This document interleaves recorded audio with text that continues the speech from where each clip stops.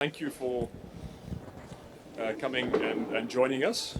My name is Roger Baxter, CEO of the Minerals Council South Africa, and joining me on stage is Famida Smith from Anglo American Platinum. She is one of the critical players in the development of the 300-ton articulated dump truck that you've all seen so much of, but she's going to spend a little more time talking about it than I am. In a moment or two. What we wanted to do today was just simply spend a little bit of time with you talking about the relevance of green hydrogen, and in particular the role that we are playing as the Minerals Council in trying to drive the agenda around green hydrogen. So the first point to make is we just wanted to give you a sense of the importance of why green hydrogen is going to be important for the future of the mining sector and for the country and for the continent. But we also wanted to give you a sense of the work that we've been doing so far to get the processes underway and to really add a higher degree of relevance to why this is such an important subject. So I think the first point, as a contextual point to make, is that we are sitting here with climate change as probably the single most important risk that we are facing from a company and country level perspective.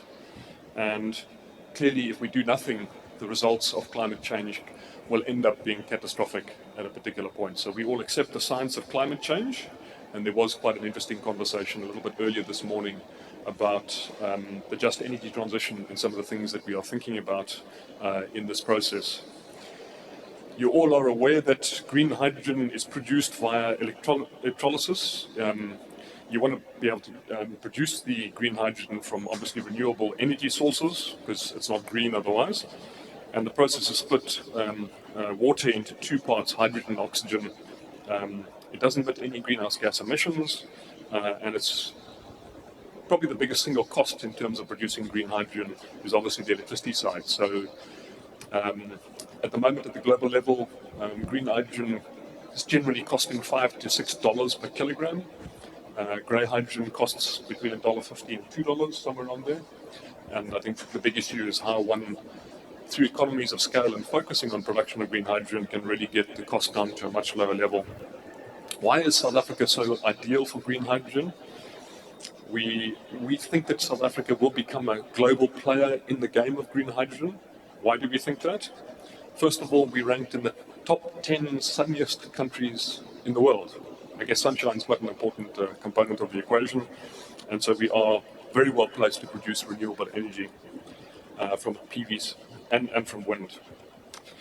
We've got a significant platinum group metal resource reserve base, which is universally used as a catalyzer in fuel cell technology.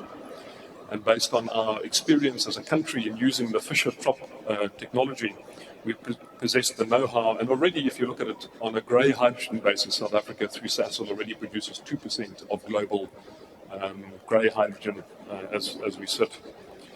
So in future, if you look at us comparing to countries like Germany, Japan, South Korea, etc., their level of solar radiation is considerably lower than what we have, and so we have a comparative advantage in the production of green energy, which we could theoretically translate into the production of green hydrogen. We also possess in the mining sector large volumes of water, both on mine sites, so for example in the Northern Cape, companies like Kumba Iron Ore.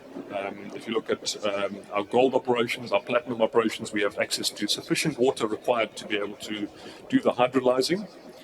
And so why are we thinking about this? We're thinking about it and we're working hard on the process because the benefits could be quite substantial. In fact, we've got a consulting company, Singular, to do some detailed work for us. In looking at, if we got everything right, we could have a green hydrogen economy sector by 2050, which is 25 times bigger than our current iron ore mining industry, just to put the context from a potential economic potential perspective. It would have a huge impact on our efforts to go through the just energy transition and to obviously reduce our carbon intensity of production. And these are all critically important components of what we're thinking about. And also it would, if we continue to focus on the PGM side, be a big market for our PGMs, platinum group metals, over time. So it's really a big area of focus. We think it has a huge job creation potential. We think it's got a significant economic potential from a country level perspective, and we estimate that the green hydrogen economy in South Africa could generate something like 30 to 40,000 extra jobs as we go forward. And so the research is giving us some indications of the real potential. What's interesting is that a number of other countries around the world have already embarked on green hydrogen strategies. Australia has already got off-take agreements for green hydrogen with South Korea, Japan, and a few others. They've already got a hydrogen roadmap in place. They've already got a hydrogen strategy in place. We've got a hydrogen societal roadmap, which we did participate in developing. But we're also starting to play a leadership role as the example of the Anglo-American Platinum 300-ton articulated hydrogen, green hydrogen-powered platinum fuel cell-driven dump truck. It's got to get it all into the land.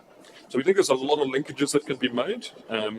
One of the big issues is to obviously drive down the costs of green hydrogen, and that's very much related to renewable energy availability, and that's going to require a significant amount of investment in the renewable energy. Has already started focusing on the renewable energy space. We've got a number of projects already underway, and we're anticipating 4 gigawatts, which in our view will quite quickly escalate at quite a pace planned by the mining companies already. In terms of the technologies, the electrolyzers on the platinum side, we certainly think that there are strong linkages there, but it's not just on the electrolyzers, it's obviously in the fuel cell technology which uses the green hydrogen, which Famida will give us a little bit of an explanation now. So what has the Minerals Council been doing? We've developed our own hydrogen leadership forum, which is made up of the experts within the companies, including a number of CEOs, and it's not just in platinum. It's a number of CEOs from the other commodity groupings who are looking at the potential of this green hydrogen. We're looking at how we can unblock and our specific roadmap. We've had our inaugural meeting of our Hydrogen Leadership Forum, and we are having a set of discussions about how we unlock specific opportunities, particularly collaboration opportunities, which are going to enable a critical mass of leadership and industrial focus on taking the right steps. Again, from the Minerals Council side, our view is be the change that you want to see in the world by focusing on getting things done. So we're already having discussions, for example, with Sasol. Sasol obviously already our big grey hydrogen producer, and we will take those conversations further. We're looking at what the appropriate tax incentives are for the value chain. We're looking at engaging the original equipment manufacturers in the development of components, and obviously trying to do that domestically where possible. The idea of developing hydrogen corridors, and I think Anglo-American is already intricately involved in that process in terms of the corridors.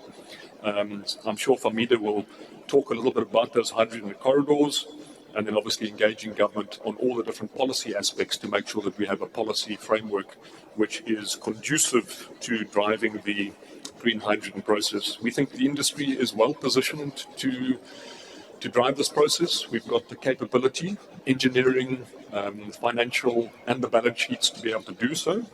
And we think if we look at how we can play a leadership role and ultimately drive the future of green hydrogen in South Africa from a mobility perspective, we envisage that in due course railway networks will run on green hydrogen. We envisage shipping will run on green hydrogen, depending on how quickly the technologies can be developed over time. Now, just remember, the green hydrogen concept around fuel cell technology is a 40, 50-year-old technology already. But the Minerals Council did play a role in demonstrating the technology works. We have a 100-kilowatt platinum fuel cell at the Minerals Council building that we installed in 2014, still working perfectly. And that will continue working perfectly with one of the mining companies when we have exited our premises there, because we're moving to Rosebank. We've got the right ability to attract the capital, and we have the significant industrial capability as a sector to really get things done. And I think the Anglo-American Platinum efforts and in the broader Anglo group as one example, and we know that a number of our other mining companies, Stillwater and others, have got and Impala have got their own specific platinum hydrogen programs.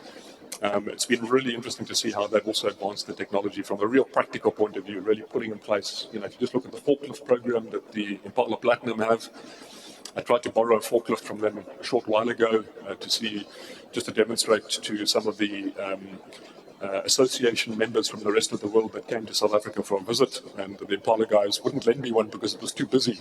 It wasn't because it was in the workshop. It was just too busy being used at the time. So let me ask Famida to come in here to share a couple of her ideas from the Anglo-American Platinum side and the Anglo side. And the objective here is just to demonstrate that we aren't waiting for anyone else to create the environment. We're doing by engaging, putting the technology in place. Famida, of course to you. Thanks, Roger. So I think it's important for me to, to explain to you why hydrogen is so important to Anglo-American. We've always seen hydrogen as being strategic for us, and we really see it through three different lenses. The first one is in terms of our PGM market development. We've always understood that our PGMs play a crucial role within the key technologies in the hydrogen value chain, all the way from production to storage to end use. So Roger mentioned electrolysis and the electrolyzer equipment. We see our platinum group metals in that production area, but also within the storage, liquid organic hydrogen carriers, our catalyst plays a key role within that particular technology, and then end use, like for example, fuel cell technologies. And to this end, Anglo has been invested in the hydrogen economy for the better part of 15 years. Our market development initiatives are really focused on creating an ecosystem around hydrogen. So what we do is we identified hydrogen as an opportunity area, and we've really looked at how do we shape businesses within this ecosystem, and then how do we shape the environment in which these businesses operate. And by that I mean, for shaping the business, how do we, for example, assemble new ventures? How do we put them in place? How do we get access to growth capital? And that's really through our investment in AP Ventures. How do we partner with others to ensure that we can get large-scale uptake of the technology? And shaping the environment is really focused on, for example, what Roger mentioned, policies. How do we engage governments across the world to ensure that we have enabling policy frameworks so that we can get global uptake of the technology? How do we communicate correctly, timelessly, and transparently about the technologies, what it is that they do, what it is that we're doing in the environment? So that's the one area. The second area is hydrogen as one of the key opportunity areas for us to decarbonize our operations. And our mine haul truck is one of those opportunities. So the zero emission haulage solution is actually one of the opportunities that we see for displacing diesel within our operations. We've always understood that heavy duty, high utilization applications, like for example these trucks, are perfect use cases for hydrogen and fuel cell technologies, and we launched the truck on Friday. But I think what is quite crucial about the truck is it's a tangible demonstration that has potential to unlock additional opportunities like other large-scale applications, so trains, ships, etc. This is really opening that pathway or that thinking capacity around what else is possible, the art of the possible out there around hydrogen and fuel cell technologies. As Roger mentioned, our technology uses green hydrogen, so we produce the green hydrogen on site. Very quickly to explain what we do, we harvest solar energy through the solars or the sun, through the solar panels. We use that green energy, we put it through the electrolyzer. The electrolyzer contains our PGMs. We add water to the system, it splits it into hydrogen and oxygen. That hydrogen is then compressed and it's stored. It goes through a hydrogen refueling station, which is very similar to a petrol and diesel station that you see. It has a nozzle, you take the nozzle, you put it onto the vehicle, you refuel. The hydrogen gets stored on board just like you would diesel and petrol. The hydrogen, unlike diesel and petrol, which goes to your current ICE engines, they burn. With their burning, they create CO2 emissions, diesel particulate matter, sulfur and nitrous oxide emissions, which are environmentally unfriendly. It creates large amounts with the burning of heat. Fuel cells, however, so just around that, the catalyst that's contained within the ICE engine car system contains PGMs, and that helps to reduce emissions. On the fuel cell side, we basically emit emissions, at the source of the energy generation. So your hydrogen travels to your fuel cell. Your fuel cell contains our platinum group metals. It's an electrochemical process. So as soon as the hydrogen comes in contact with the platinum catalyst, it splits it into its positive and negative ions. The negative ions generate energy or power, and that makes the motors turn. The positive ions combine with oxygen from the air and produces water. So the only emissions out of a fuel cell hydrogen hybrid vehicle is water. You don't get any kind of emission. So it really is a zero emission vehicle. And that was the truck that was launched on Friday, which we're incredibly proud of. It's the first prototype of its kind. We have 40 of these vehicles on site at Mogalakwena. The idea is to roll them out to all 40, and eventually across 7 of our other open pit mines that has a collective number of vehicles around 400. So just to give you an idea of what that means from a CO2 perspective, when you put these 400 vehicles, hydrogen vehicles, to operate in the mine site, it actually removes CO2 equivalent to 500,000 diesel vehicles on the road currently. So that's 400 replacing 500,000 worth of CO2. So from a decarbonization perspective, we see this as a key opportunity area for us. And the third lens is really around how we as Anglo-American are supporting the just energy transition. And that is really focused on our efforts around the Hydrogen Valley, as well as the Freight Corridor project, which Roger mentioned as well. So the Hydrogen Valley was a study that we did in conjunction with the Department of Science and Innovation, ANGI, and Bambili Energy. And basically what the study identified was there's potential from within the range of the valley, so that ranges between Limpopo, Gauteng, and KwaZulu-Natal. It's around 835 kilometers. There's potential to have 3 green hydrogen hubs. And I think what's important to understand is within those hubs, to ensure that we can keep the green hydrogen cost as minimal as possible, is to have co-location of the production and utilization of the green hydrogen. So what's important around the valley is, and for long-term sustainability, is aggregation of demand. How do we ensure that we have the demand within this area? And it's not just around a single application, it's multiple and diverse applications. So it focuses, for example, on mobility. It looks at the potential to use stationary or hydrogen and fuel cells within stationary applications, to use it as backup power. So how do you bring all of these things together to ensure that you have a sustainable ecosystem? And coming out of the report, it identified that this valley, so it's just a single valley in the country, which can be easily replicatable within other regions in the country. So along this corridor, there's potential to generate around $4 billion in GDP for the country, $900 million in taxes, and a minimum of 14,000 jobs per annum by 2050. So that is the total minimum. In addition to that, there's potential to create additional PGM demand of between 1 to 2% within this valley region. So that's just touching on some of the aspects of why we as Anglo are interested in hydrogen, and we see it perfectly aligned with our purpose of reimagining mining to improve people's lives.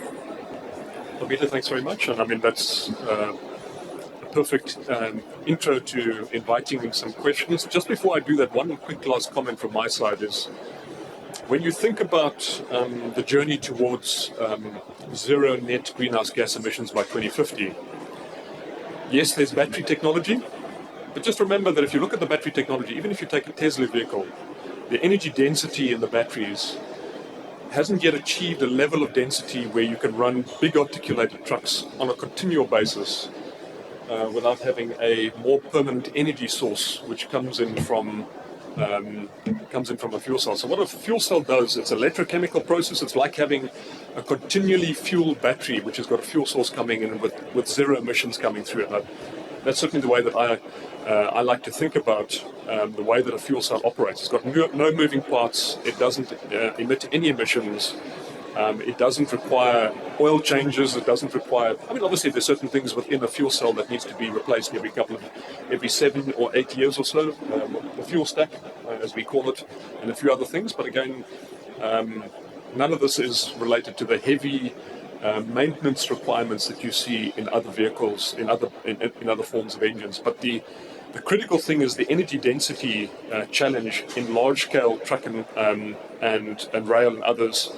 The battery technologies are not simply there yet. The battery technologies are supplemental. So in my understanding, the 300-ton articulated dump truck has lithium-ion batteries which act as a sort of buffer to enable the system to work with the fuel cell stacks, then obviously generating the electricity that then runs the electric motors on the wheels. So from our perspective, in the heavy-duty trucking, heavy-duty transport sectors, shipping sectors, etc., these technologies, in our view, will become a bigger game changer globally as the rest of the world looks at decarbonising over time. So that's a quick input.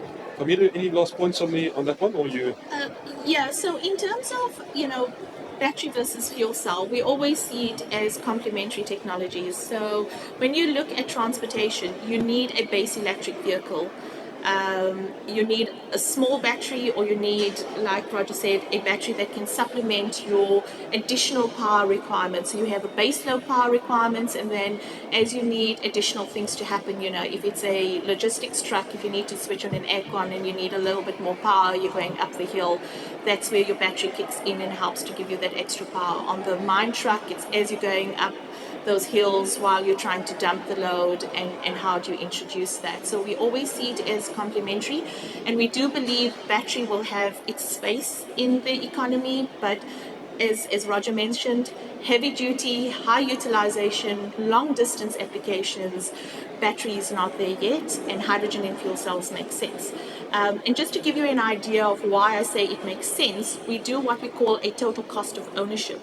So that's really looking at the capex investment in the project as well as the maintenance over the life of the equipment. And when you do a like for like TCO analysis between your diesel and your fuel cell systems, eventually you understand that it gets to parity, and in some instances your hydrogen and fuel cell systems actually become cheaper with time, with economies of scale, to your diesel equivalent.